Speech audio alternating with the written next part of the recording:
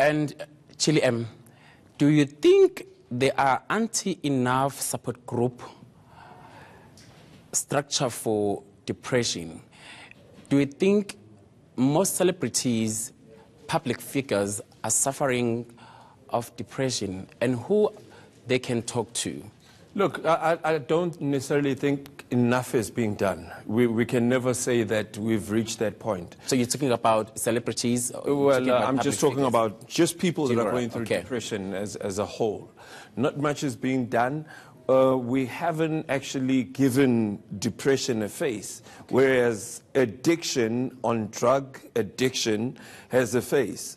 You know, we tend to be poster boys of recovering drug addicts. Okay. So not much has been done on depression.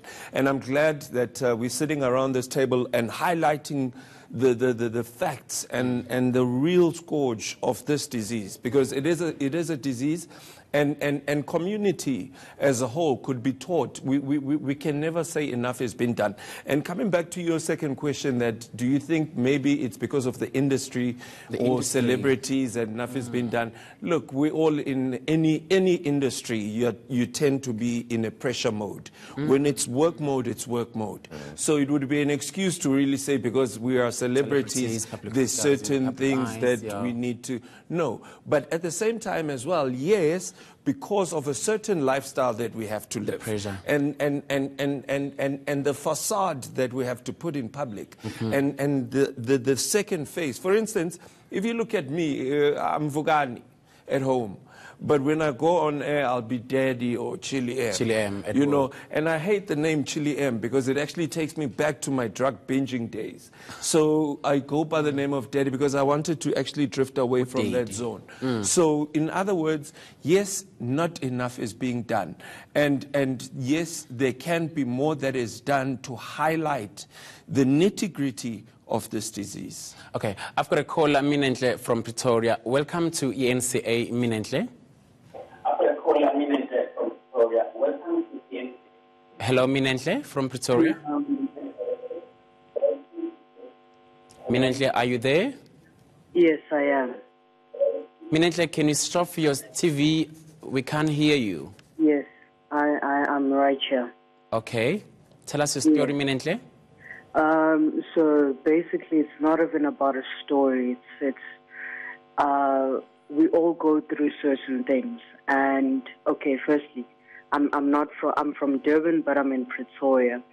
But the first speaker actually said he basically he boiled it down. He sort of constrained what depression is, and I feel like that is not fair, because as I'm of course black, and we experience depression in different ways, and certain people don't really know that they're depressed up until they watch certain shows like ENCA. But you can't bottle it down. You can't limit what depression entails, because we go through so many different things and they affect us in different ways. Thank you, Minentle. I'm running out of time. Thank you, Minentle. Thank you for your call. Nkini, let me come back to you. Tell me, what are the gender, the age and the race that are affecting people with depression? You know, I always like to put it this way, that depression or in fact mental disorders really are very democratic, you know, disorders or illnesses. So they do not really care about what, you know, how much you have in your bank account. They do not care about your gender, the color of your skin. So they really can affect all of us at any given point in time, you know, in our society. Just referring to the scourge of depression in our society, we know that at least over 4 million people in South Africa do suffer from depression. The sad reality is that over 70% of those people are not getting the treatment and the help that they deserve or that they require. So many people are going through their lives trying to cope and deal with this, you know, illness. And also remember, there is a level of ignorance because people are not aware people are not educated and empowered about depression. So therefore, they really go through their lives, they're experiencing all these might symptoms. be a serial killer that can lead. Indeed, it's a silent killer. I mean, now we are seeing more and more of suicides, and of high-profile suicides that are actually of depression. Indeed, you know, we know that people that actually succeed in taking away their lives, more than 70% of them have an underlying mental disorder, and very often that is depression.